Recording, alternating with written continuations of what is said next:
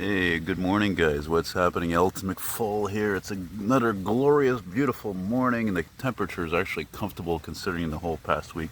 Well, not the whole of it, but a good part of it was like every day 34, 33, 35 degrees Celsius. It's quite irritating, frankly. You got to run the air conditioning all the time. I live on the top floor of my building, right below the roof, so it gets real hot.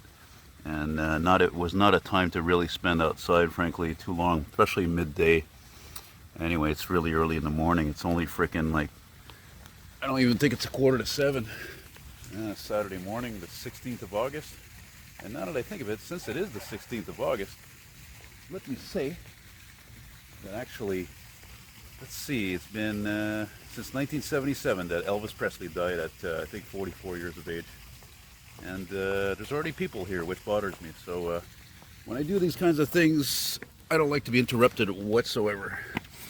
So I'm not going to take a really long time to do this, but like the 63 Plymouth Fury that I made as a famous Montreal taxi, I'm going to take a little bit of time because this is a special model. And as you can see, there's the box, or part of the box, the 57 Ford Fairlane 500. I built this model, as you're going to see. Hopefully I'm going to remember to include a picture or two. I think I still have them when I built that model back in the 90s. I made kind of like a mild custom out of it. It had white wall tires, had spoke mags. It had like a blue, like a sky blue color. And when I got this from Brian months ago, I don't know, like 6 months ago or whatever. And I opened it up. And thanks again, Brian, for that, by the way. And imagine to my surprise, there's this 57 METEOR, Canadian METEOR grill. And I see that, and I completely forgot about that. I said, holy mackerel. You know, back when I was making models in the 90s, I was like, what, 20 years old, give or take. I would never have had the confidence to do a Canadian version of this model, the METEOR, which arguably is actually even cooler than the Fairlane, quite frankly. I mean, because of that grill, this unique grill with the V and the star, the more exaggerated chrome trim on the side here compared to the Fairlane, right? Which I sort of, I guess you could say, I had to make. And the METEOR RIDEAU, this being the top of the line model, some of them had this 3-tone paint job. So I said, it's quite a feat, to make this kind of a model. And I'm not a professional modeler, by the way. I mean, you can see the car is not in perfect condition. But again, also I really took my time to make this car. Because I got the paintings going on. It's summertime. I'm going out to film stuff and everything, and so I really took my time on it. And I gotta say, it is not necessarily very easy to do a 3-tone. I've never done. Well, for one thing, I've never done a METEOR. I've never done a Canadian version of a car that was originally a Fairlane, and secondly, I've never done a 3-tone paint job. So, if you don't know a lot about modeling, a lot of times, you got to you put your first coat on and then you got to sand it down, put a second coat, put a sand it down. So that was the case with this model, with this violet color, this purple color, which of course these paints are from Canadian Tire. And, but this, which the purple one was like, I think it was on sale even, but this coral metallic was more expensive, and that really only took I think actually it took also 3 coats as well. And like I said, you can see where I made my own chrome trim over here. Actually, I used like furnace tape so that it would be thicker and all that. This is actually a very good kit. I think the only thing that really bothers me about it is I cannot close the hood completely. This is very typical of, you see that? Very typical of model kits, especially old ones. And yeah, on this graffiti covered table, which I got here, and I'm looking at it and thinking, yeah, how many people were doing crack here and cocaine and shit over the past few days or whatever. Typical of the area, unfortunately. A lot of good people live here, but there's a lot of fucked up people, and it's been like that for decades. And it's not something I ever got used to seeing, frankly. And I'm not going to go into it, but hey, like my rent is way cheaper than a lot of people because I've been living here for 12 years. 12 years this month, man. Moved here in August 2013. Also continued the 2-tone interior. You can't see that too well. Of course, I did use the chrome marker for a lot of the chrome too. Actually, I had to buy another one. Actually, let's make a little mental note on that. Those Molotov chrome markers. Like I could buy them at the art store. They're not cheap. They're $10 a pop. And the one I bought like 2-3 years ago, it's great. But they actually eventually, like if they're not used, they don't last. So it just becomes like silver paint basically. You know, look at that. There's a City of Montreal truck probably maybe coming to water the plants, water the vegetation. There's the fountain. There's that noise you hear. So anyway, I'm glad still to be doing this early because there's almost nobody here. It's pretty sweet. And you can see some of that two-tone interior. That, you know, whatever, it's not as nice as the exterior. But again, very proud of this. You got your, I'm pretty sure it's either a 292 or a 312. Look at it, I broke one of the pins for the hood. That's either a 292 or a 312 V8. If it's a 312, that's the same engine that was in the Thunderbird.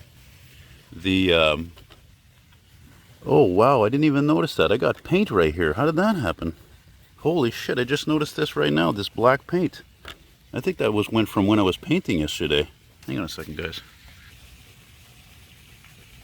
Yeah, that was definitely from, come on, go in focus. That was definitely from when I was working on my painting yesterday. Another Canadian themed thing here, like this, is that 63 Plymouth Fury Taxi, the most famous car that ever came out of the city that was, you know, publicized worldwide. And I guess I moved this car. I guess my fingers were a bit, had some black paint on them, so. Well, there you go, man. Man, it's already, the sun is already hot as hell, man. Holy cow, it's freaking, like I said, not even, you know, 8 o'clock in the morning. Well, there you go. I'm trying not to get my shadow in there, but pretty damn cool to look at your workbench. Look, I even like took the chrome marker and I tried to do the METEOR letters here on the front, and also the script of the METEOR as well on the side. The other side's not as good as this side. By the way, I love the hubcaps on the 57s. That's something I really had specifically planned to do, again with the black wall tires versus the one I made in the 90s of this model, the 57 Fairlane, when I did it with mags and white wall tires. And it's funny because again, you know, I mentioned a few months ago, I think when I did that, when I finished that model I did of that that black Dodge van, if you remember that 70s black Dodge van, I think it's an MPC kit. I was not pleased with the fact that, you know, when I found out months ago that Tamiya spray paints were banned from being sold in Canada for whatever the hell I don't know, they have lead or whatever's in the paint. Who cares? Like, everything's going to kill you, for crying out loud. It's a time of exaggeration. So that really, I think for me, the government of Canada is one of the biggest disappointments related to me anyway I ever heard of. I mean, there's nothing wrong with this paint. It's just that this paint is not made for plastic models. It's generally made for metal, stuff like that, steel, not so much plastics.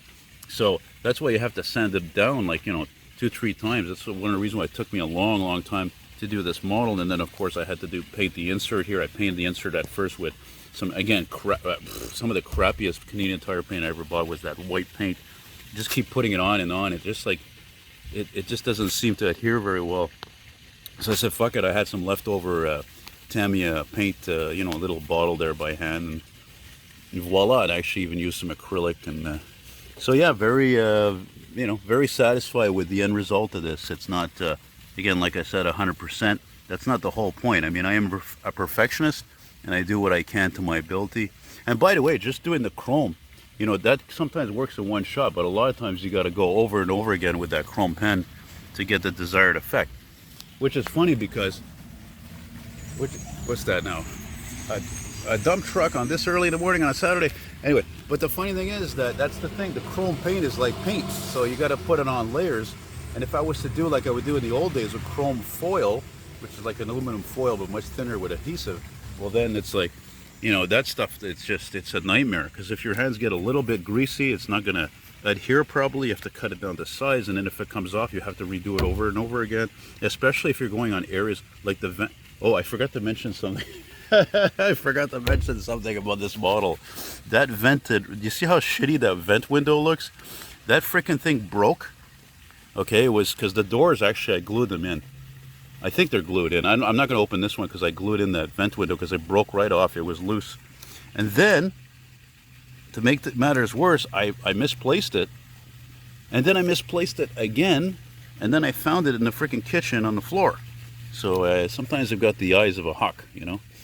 And yeah, I guess I'm making this a pretty long-winded thing. Eh? So this really represents not only the high point of American industrialization, and obviously I should say North American, but you know, the exuberance of the late 50s, the optimism, the sky's the limit, the jet age, and even a Canadian car.